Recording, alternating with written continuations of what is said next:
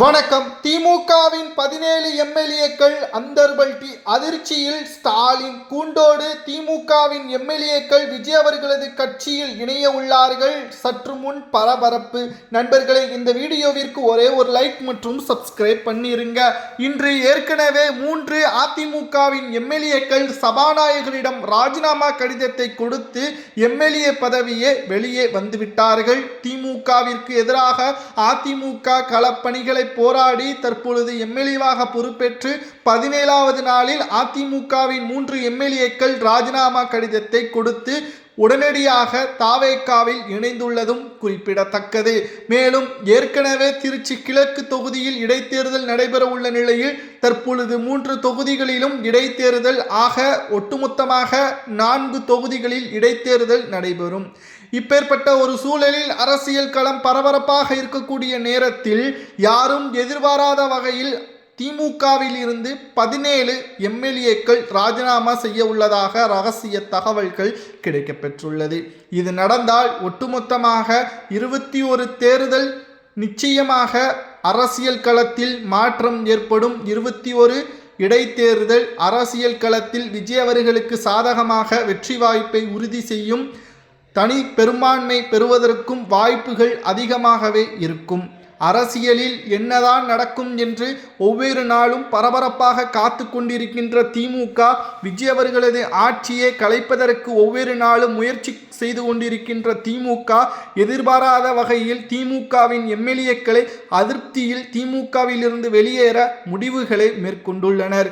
இதுவரைக்கும் அதிமுகவின் எம்எல்ஏக்கள் ராஜினாமா செய்வார்கள் என்று எடப்பாடியை நினைத்திருக்க மாட்டார்.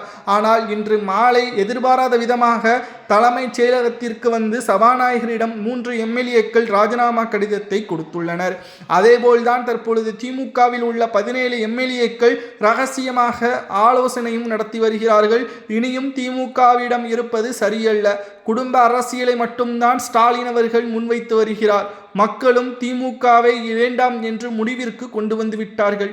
தற்பொழுது இருக்கக்கூடிய ஆட்சிக்கு எதிராக பல கிளர்ச்சிகளிலும் திமுக செய்து வருகிறது. மக்கள் இதை அங்கீகரிக்க மாட்டார்கள் என்று கூறி உண்மையான நேர்மையான அரசியலை நடத்தக்கூடிய விஜய் அவர்களுக்கே ஆதரவுகளை கொடுப்போம் என்று திமுகவின் 17 எம்எல்ஏக்கள் ராஜினாமா செய்ய உள்ளதாக அரசியல் வட்டாரத்தில் பரவலாக பேசப்பட்டு வருகிறது. ஏற்கனவே திமுகவின் மாவட்ட செயலாளர்கள் 4 பேர் தற்பொழுது தாவேகாவில் இணைந்திருப்பதும் குறிப்பிடத்தக்கது. மாஜி மாவட்ட செயலாளர்கள் 4 பேர் தற்பொழுது தென் மாவட்டத்தை சேர்ந்தவர்கள் தாவேகாவில் இணைந்திருப்பதும் குறிப்பிடத்தக்கது. அவர்களை தொடர்ந்து 17 திமுகவின் எம்எல்ஏக்கள் இந்த வார இறுதிக்குள் ராஜினாமா கடிதத்தை கொடுப்பார்கள் சபாநாயகரிடம் என்ற தகவலும் வெளியாகியுள்ளது. இது அரசியல் வட்டாரத்தில் இந்தியாவை திரும்பி பார்க்கும் வகையில் தேர்தல் நடந்த 18வது நாளிலேயே இடைத்தேர்தல் 21 தேர்தல் நடைபெற்றால் நிச்சயமாக 21 தொகுதிகளில் இடைத்தேர்தல் நடைபெற்றால் மிகப்பெரிய அளவில் பரபரப்பான ஒரு பேச்சாக இந்தியா முழுவதும் பேசப்படும். அதில் விசில் சின்னத்தில் விஜய் அவர்கள் ஆதரவாளர்கள் களத்தில் இறங்கி வேட்பாளராக அறிவித்து வெற்றி வாகை சூடினால் தனி பெரும்பான்மையுடன் முதல்வராக 5 ஆண்டுகளில் விஜய் அவர்கள் நீடிப்பார். அதில் எந்த ஒரு பிரச்சனையும் வராது என்ற தகவலும் தற்பொழுது கிடைக்கப்பெற்றுள்ளது. ஒட்டுமொத்த திராவிட முன்னேற்ற கழகமும் தமிழ்நாட்டில் முழுவதுமாக அகற்றப்படக்கூடிய நேரமும் வந்துவிட்டது. விஜய் அவர்கள் பல முறை கூறியிருப்பார் திமுக ஒரு தீய சக்தி என்று. ஆனால் திமுக ஆட்சி அதிகாரத்திற்கு இழந்த பிறகும் கூட விஜய் அவர்களை முழுமையாக ஆட்சியை செய்ய விடாமல் பல கிளர்ச்சிகளில் ஈடுபட்டு போராட்டங்கள் மற்றும் பிரச்சனைகளை ஏற்படுத்தி திமுக தனது சுயநலத்திற்காக விஜய் அவர்களை எதிரியாகவும் வில்லனாகவும் பார்ப்பதற்கு மக்களை திசை திருப்புவதற்கான முயற்சிகளையும் திமுகவின் ஐடி விங் செய்து வருவதாக தகவல்களும் தற்பொழுது கிடைக்கப்பெற்றுள்ளது. மக்கள் ஒருபோதும் இதற்கு ஆதரவாக செயல்பட மாட்டார்கள். தற்பொழுது ராஜினாமா செய்யப்பட்டாலும் மீண்டும் விஜய் அவர்களுக்கு அது அதிர்ஷ்டமாகவும் நல்ல செய்தியாகவும் தான் பார்க்கப்படும்.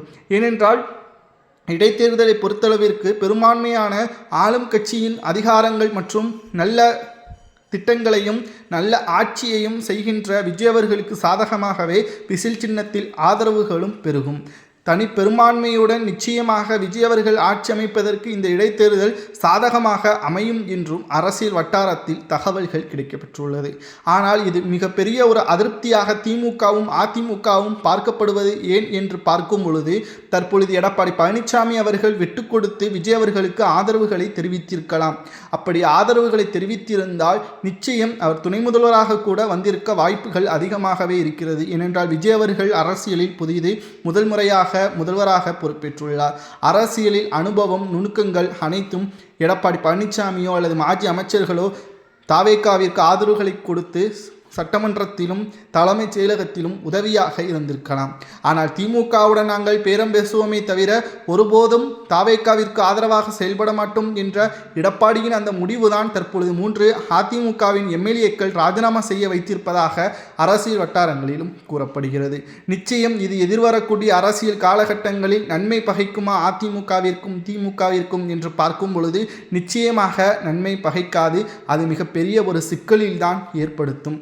திராவிட முன்னேற்ற கழகம் ஒருபோதும் இனி தமிழ்நாட்டில் ஆட்சி அமைப்பது கடினம்தான் என்ற தகவலும் கிடைக்கப்பெற்றுள்ளது. எதிர்க்கட்சியாக தற்பொழுது இருக்கக்கூடிய திராவிட முன்னேற்ற கழகம் இனி வரக்கூடிய காலங்களில் அந்த எதிர்க்கட்சி அந்தஸ்தையும் திமுக தக்க வைக்க முடியாது. ஏனென்றால் கூட்டணிகள் தற்பொழுது திமுகவுடன் இல்லை.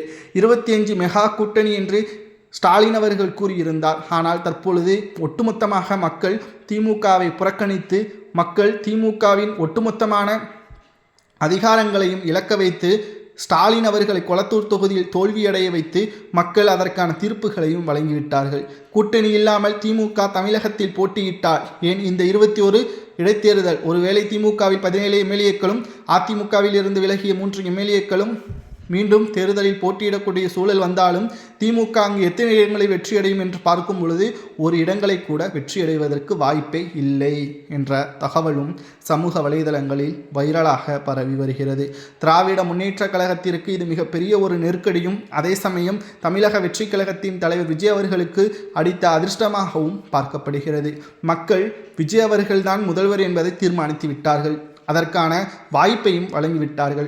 5 ஆண்டுகள் முழுவதுமாக ஆட்சி அமைத்து அவர் சொன்ன திட்டங்களை நிறைவேற்றுகிறாரா என்பதை பார்ப்பதற்குத்தான் எதிர்க்கட்சியாக உங்களை வைத்திருக்கிறது. ஆனால் பிரச்சனைகளை தூண்டிவிட்டு விஜய் அவர்களை அவப்பெயர் எடுப்பதற்கான முயற்சிகளில் ஈடுபடக்கூடிய திமுகவிற்கு நிச்சயம் மக்கள் வாய்ப்புகளை வழங்குவார்களா என்று பார்க்கும் பொழுது அதற்கு வாய்ப்பே கிடையாது. என்னதான் நீங்கள் சதித்திட்டம் போட்டாலும் மக்கள் அதனை முடித்துவிட்டு வெற்றியாக விஜய் அவர்களைத்தான் வரவைப்பார்கள் என்ற தகவலும் தற்பொழுது கிடைக்கப்பெற்றுள்ளது. அனைத்து இந்திய அண்ணா திராவிட முன்னேற்ற கழகத்தின் 3 எம்எல்ஏக்கள் ராஜினாமா செய்தது சரியா தவறா என்பதை உண்மையான தமிழக மக்களாகிய உங்களது கருத்துக்களை கமெண்ட் வாயிலாக கூறுங்கள். அது மட்டுமல்ல, இந்த இடைத்தேர்தலில் விசில் சின்னம் போட்டியிடக்கூடிய நிர்வாகி யாராக இருக்க வேண்டும் வேட்பாளர்கள் என்பதையும் மறக்காம கமெண்ட் வாயிலாக கூறுங்கள். இந்த இடைத்தேர்தலில் ஒருவேளை திமுக போட்டியிட்டால் வெற்றியடைவதற்கு வாய்ப்புகள் இருக்கிறதா என்பதையும் மறக்காம கமெண்ட் வாயிலாக கூறுங்கள். நன்றி, வணக்கம்.